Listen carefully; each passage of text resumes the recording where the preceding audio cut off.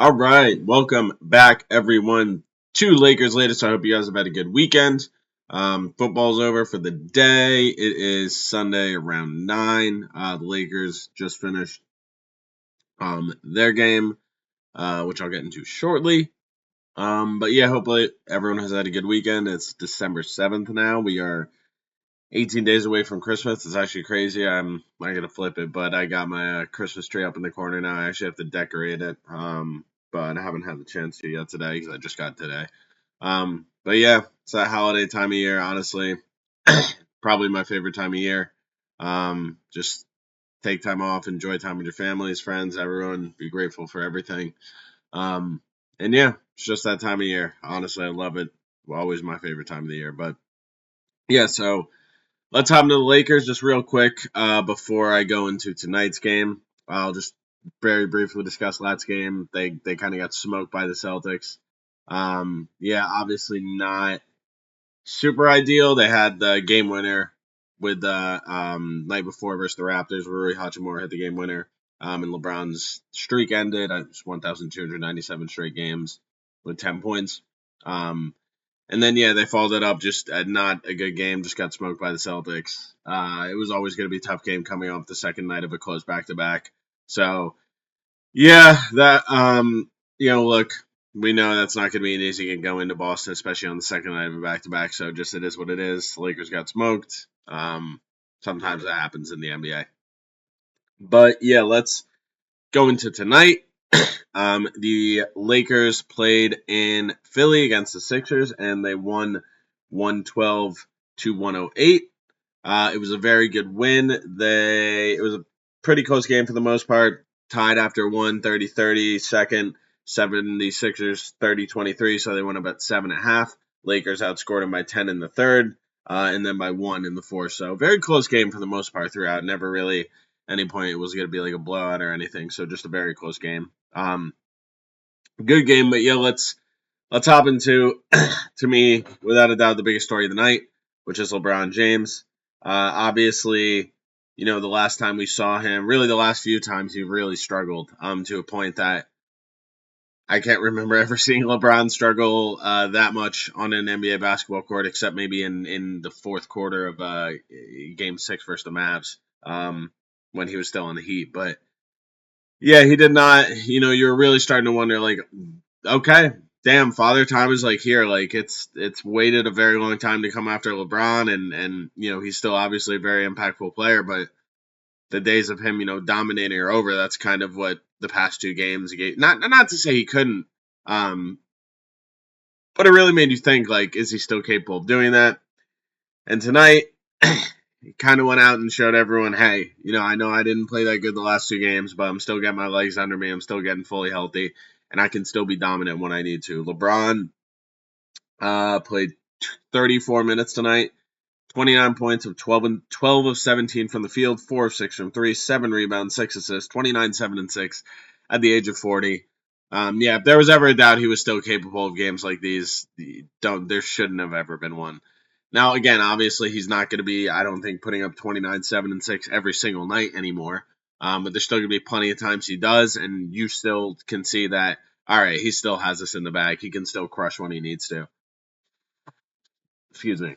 At the end of the day, yeah, this is LeBron James. Look, I know it's not going to be the LeBron of old. He's still going to be unbelievable. Still easily a top, probably 25, 20, 30. I don't know. But still top, one of those players in the game. And it's just great to see that, especially after a couple of games where he struggled to the point where I can't remember him ever struggling back-to-back games like that he's still capable of, putting on the deck and being LeBron James on any given night. Maybe sometimes he's going to play less. Maybe he's not going to have to exert as much energy. But he can still, when he needs to, be that guy. And not to say there was ever a doubt, but again, you haven't really seen him struggle back-to-back like that really ever. So it's good. It's just good to see that. All right, we can still get LeBron at his best, and when LeBron's playing like that, we can contend with anyone on any given night. I still don't know if they're capable of contending a full series with Oklahoma City, maybe Houston and Denver possibly. But OKC is just on a different level right now, so I don't want to say that too much as far as that. But big game for LeBron, huge bounce back game after obviously struggling the past 2 games, and that's great to see. 40-year-old, at the end of the day, no one's doing what he's ever done in the NBA. So the fact that he can still do this at 40 is pretty insane. And yeah, not to expect it every night, but he still has this in him on any given night. All right, let's talk about Luka. So a little up and down game for Luka. Played 39 minutes. Ended up, obviously, the numbers look great. And he did play really good, for the most part. 31 points, 15 rebounds, 11 assists. I did have 5 turnovers, but, sometimes that's just going to happen. 9 of 24 from the field, 2 of 9 from 3. So, at the end of the day, I feel like, excuse me, and I've said this before, Luka can fall in love with the 3 sometimes. Um, and that's not necessarily just Luka. To be fair, that's like a whole on NBA issue. Like I remember watching a Knick game the other day where there was Tyler Kolek, who's their backup point guard, made a pass to their backup center, and he had a wide open dunk, and he just passed it out to 3, and he got angry, and I'm just like, that's kind of what the NBA has become. Like people will pull up for threes if they have a fast break. Centers will pass out for threes rather than go back up, for a strong 2. And yeah, I feel like Luka, as great as he is, he just falls in love with that 3 so many times. And I feel like he just needs to stay focused. Don't fall in love with the 3. Just get the best opportunity available for you. And sometimes that will be the 3. You know what I mean? I'm not going to tell him to stop hitting those step back threes. He's hit so many amazing ones in his career. It's a huge part of his game. But just to the point where, you're not just falling in love with it, and that's like you're taking bad shots to that point, which isn't always the case, but sometimes can be the case with Luka. Is the only really thing I have to watch out for. But again, at the end of the day, 31, 15, 11, you can't argue with that. You can maybe pinpoint a couple things you work on, like, hey, don't fall in love with the 3, or hey, maybe go to the basket more. Not saying, I'm just using something random as an example. But yeah, there's ways to pinpoint that. But at the end of the day, it's still hard to argue with 31, 15, and 11, even if he was 9 of 24 from the field. So obviously it wasn't crazy efficient. But at the end of the day, if LeBron's giving you 29, 7 and 6, Luka's giving you 31, 15, 11, you're going to have a pretty good chance to win, I feel like, on most of those nights. So obviously great performances for both of them. And it was very much needed from both of them due to this, which is Austin Reeves struggling. This is probably the most Austin Reeves has struggled all season. He's obviously been otherworldly. We've talked about that. He's been insane. He's 40. Like I said, last game he had like 44. 44, 36. He was phenomenal against the Celtics, even though they got blown out that game. But yeah, this is probably the biggest struggle he's had in any game. He was 3 of 16 from the field, 2 of 6 from 3, only 4 rebounds, 4 assists. He only got to the line 5 times, and even there, he was 3 of 9, which is 60%. So that's pretty uncharacteristic from him. So again, I'm not going to put too much into this because he's been otherworldly again on a level that I don't think any of us ever anticipated him getting to. So yeah, I feel like at the end of the day, one thing to keep in mind is why did he struggle against the Sixers? I gotta look fully more at the tape, but were they more physical? Did they use more length? Or is it just a game where he just was cold one game? And that's gonna happen. Like at the end of the day, as great as he's been this year, no one's perfect. Like there, people will go cold for certain games.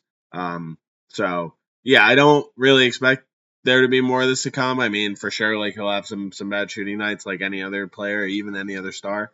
Um, but yeah, it was definitely noticeably the most that he struggled this season. I mean, he only had 11 points on 16 shots. Obviously, was not super impactful, which is not really what we have come to grown accustomed to from him, especially this season. Well, really his entire Laker career, but especially this season with how phenomenal he's been. So yeah, not a great game from Reeves, but I still have full confidence he'll brush it off and just continue to play phenomenal basketball like he has all season. So quick shout out, Rui Hachimura at 17 points on 7 of 12. Again, nice to see him contributing after his near Tony Snell performance a couple games ago.